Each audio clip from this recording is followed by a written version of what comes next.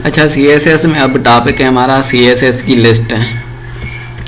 By default ये dot dot और ये 1 2 होते हैं ऑर्डर लिस्ट में, और अनऑर्डर लिस्ट में ये डॉट्स शो होते हैं। तो इनको हम रोमन में या इनमें भी कर सकते हैं, तो ये CSS की मदद से हो जाते हैं। तो चलो इसका एग्जांपल आपको यहाँ पे दिखाता हूँ।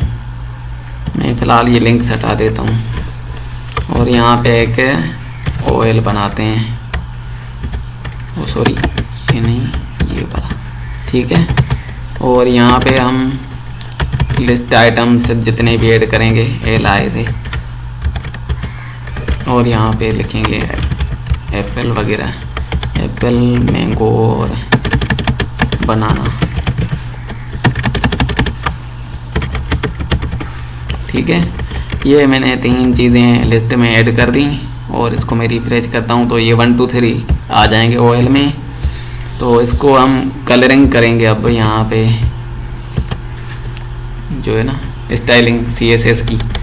तो यहाँ पे मैं ये सारी चीज़ें फ़िलहाल के लिए यहाँ से हटा देता हूँ, सिर्फ बॉडी है। उसके बाद में OL को सिलेक्ट किया और यहाँ पे लिस्ट और इसके स्टाइल टाइप यहाँ पे आर्मेनियन मैंने किया इसको।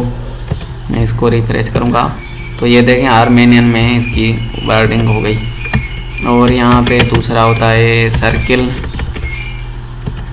और मैं रिफ्रेश करूँगा, इनके सामने सर्किल आ गया। और यहाँ पे दूसरा इनका आता है डेसिमल, यानी कि सबके सामने डॉट आ जाएगी, ये 1 डॉट ये, और नंबरिंग में। और इसके अलावा ये जो है डिस्क, ये डिस्क बन गई सबके सामने डॉट वाली। और इसके अलावा ये है हमारा जॉर्जियन, ये इस तरह हो गया। और लोअर अल्फ़ा, ये देखिएगा ये ABC आ गई, ठीक है। और इसी तरह अपर अल्फ़ा होता है, वो बड़ी ABC हो जाएगी, ये अपर अल्फ़ा। ये भी दिखाता हूँ, ये छोटी ABC है ना, ये बड़ी ABC में हो जाएगी ABC, ठीक है। और यहाँ पे है रोमन, लोअर रोमन, तो ये हो जाएंगे 1 2 3, जिस तरह रोमन काउंटिंग होती है ना उसी में। अगर मैं इसको अपर रोमन करूँ तो वो भी हो जाएगा अपर रोमन। अब इसको मैं रिफ्रेश करूँगा तो ये अपर रोमन में हो जाएंगे। और दूसरे भी स्टाइल के टाइप हैं इसके, जिस तरह यहाँ पे ये लैटिन हो गया, ये हो गए लैटिन में, ठीक है। तो ये वाली चीज़ें आपने समझ ली होगी। अगर नन कर दूँ ना तो बेहतर लगेगा, कोई भी यहाँ पे नहीं होगा, ठीक है। सारे स्टाइल ख़त्म ऑर्डर लिस्ट में, मगर कुछ भी यहाँ पे नहीं दिखेगा उनके सामने। जितने भी आइटम्स हम ऐड करेंगे ना तो उनके सामने कुछ ऐड नहीं होगा, डॉट वगैरह। UL पे भी ऐसे ही होगा। अगर हम यहाँ पे OL की जगह अनऑर्डर लिस्ट लिखते हैं ना, UL, ओ सॉरी, यहाँ पे क्लोजिंग भी करना होता है। इसको मैंने सेव कर दिया और यहाँ पे मैं UL को सिलेक्ट करूँगा तो इस पर भी सेम ही चीज़ अप्लाई होगी जो उस पर कर रहे थे, कोई डिफरेंस नहीं होगा, ठीक है। तो ये थी हमारी लिस्ट की स्टाइलिंग। इन पे कलर वगैरह कुछ भी आप करेंगे तो वो पूरे पे परफॉर्म होगा, ठीक है। तो ये भी आप यहाँ से कर सकते हैं अगर आप चाहें तो। ये देखें हो गया। तो इस तरह बाकी इनकी हाइट विड्थ, यहाँ पे फ़ॉन्ट साइज़, फ़ॉन्ट फैमिली वो भी चेंज कर सकते हैं। अब चलते हैं हम टेबल्स की जानिब। तो CSS में जो टेबल्स हैं इनको थोड़ा स्टाइलिंग करना सीखी भी थी, मगर यहाँ पे दोबारा सा कर लेते हैं, एक टेबल बना लेते हैं तो उस पर थोड़ी स्टाइलिंग अप्लाई करेंगे हम। ये मैं UL वाली चीज़ें हटा देता हूँ फ़िलहाल, और यहाँ से भी UL ये चीज़ें हटा दी। एक टेबल टैग लिया हमने, टेबल, इसके अंदर टेबल की हेडिंग होती है शुरू में T हेड या कुछ भी, ठीक है। T हेड के अंदर है जो है ना एक आता है टेबल का रो TR है। इसमें TD टेबल का डेटा, मगर ये TD अभी नहीं देते, हम TH देते हैं क्योंकि टेबल की हेडिंग बना रहे हैं पहले। यहाँ पे लिखेंगे हम नेम, ईमेल, फ़ोन। चलो ये 3 कॉलम से जो है ना काफ़ी हैं। इसी तरह हम यहाँ पे बनाएंगे एक टी बॉडी। अच्छा, ये वाली चीज़ें शायद आपको मैंने वहाँ पे स्किप कर दी होंगी, इसलिए क्योंकि ये ज़रूरी नहीं होती ना, हम रो और कॉलम ही बनाते हैं। ये टी हेड, टी बॉडी ये ज़रूरी होती नहीं, मगर यहाँ पे आपको ये दिखाता चलूँ कि इनका यूज़ भी हो सकता है। TR ये टेबल का एक रो मैंने लिया और इसको मैंने यहाँ पे ऐड किया और इसके अंदर मैं 3 चीज़ें कॉपी करूँगा, ये वाली चीज़ें, ठीक है। यहाँ पे मैंने इनको पेस्ट किया।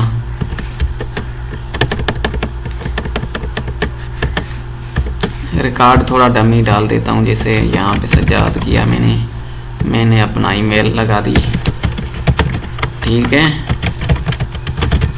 मैं अपना फ़ोन नंबर यहाँ पे डाल देता हूँ। मैं इसी को कॉपी करता हूँ नीचे 4-5 मरतबा, ठीक है। ये हो गई हमारी एक टेबल जो कि उसमें बनी हुई है HTML में। इसमें कोई भी CSS फ़िलहाल अप्लाई नहीं है। तो CSS अप्लाई करने के लिए क्या करेंगे, हम यहाँ पे टेबल को सिलेक्ट करेंगे और यहाँ पे इसमें जो भी देना चाहें, पहले तो बैकग्राउंड कलर दे देते हैं वाइट, क्योंकि हमें ये वाला नहीं चाहिए कलर जो अभी है, ठीक है। टेबल को ये बैकग्राउंड कलर हो गया वाइट। अब मैं क्या चाहता हूँ कि इसको एक बॉर्डर कलर आए, किस तरह का है, चलो ब्राउन सेलेक्ट कर लेते हैं। और बॉर्डर की विड्थ हो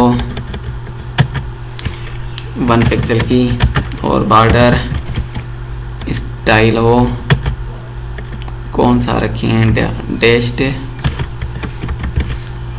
डैश्ड के साथ देखते हैं, ठीक है।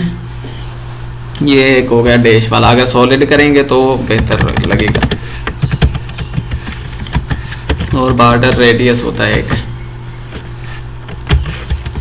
इसको हम 25 पिक्सल तो कर देते हैं, थोड़ा कर भी लगे ना,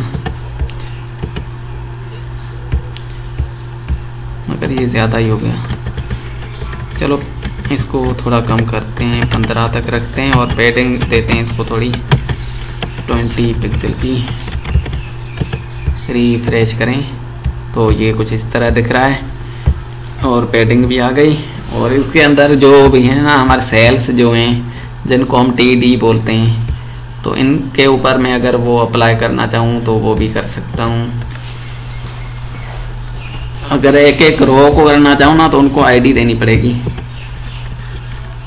मगर पहले तो मैं T हेड वालों को थोड़ा कलर करना चाहता हूँ। देखता हूँ यहाँ से अप्लाई होता है T हेड, नहीं होगा।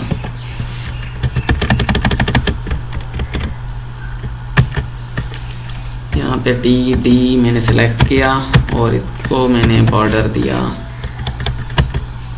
येलो और बॉर्डर की विड्थ स्पेसिफाई करूँगा। यहाँ से बॉर्डर विड्थ ये रखूँगा मैं 10 पिक्सल। बॉर्डर का स्टाइल रखूँगा मैं यहाँ से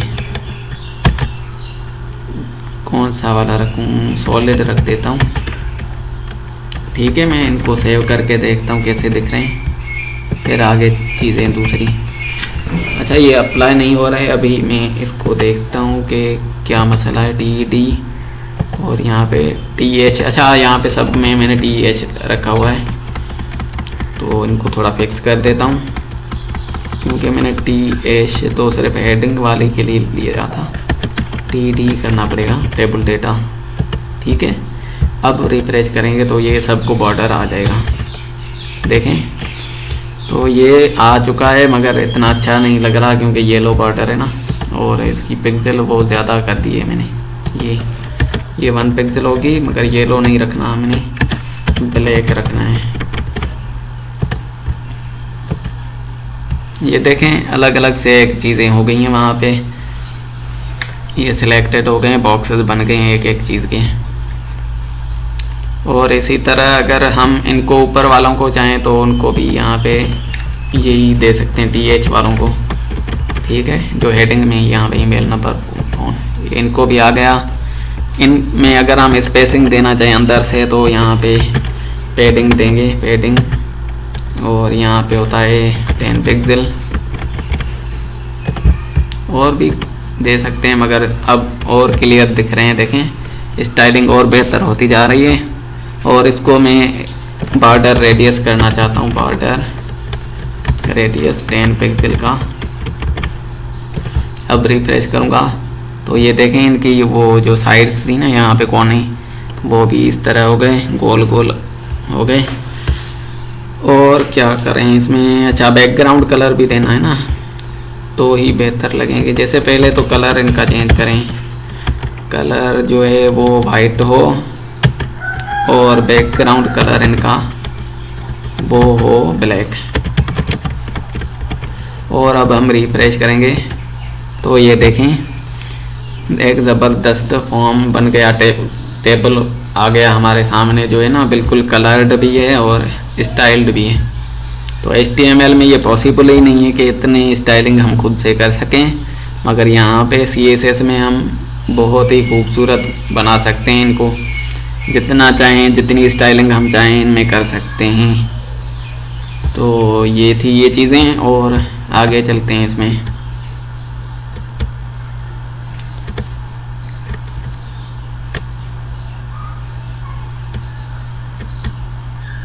ठीक है, तो ये इसमें जो काम की चीज़ें थी। अब बाकी ये अलाइनमेंट भी आप इनमें कर सकते हैं कि टेक्स्ट अलाइन कर दें सेंटर। तो ये हमारे तो पहले ही पैडिंग में सेंटर में आ गई हैं, अगर सेंटर में ना होते तो टेक्स्ट अलाइन यहाँ पे अप्लाई करते तो इनके जितने भी टेक्स्ट थे ये सेंटर में हो जाते इनके, ठीक है। इसकी इतनी ज़रूरत पड़ती नहीं है। रेस्पॉन्सिव,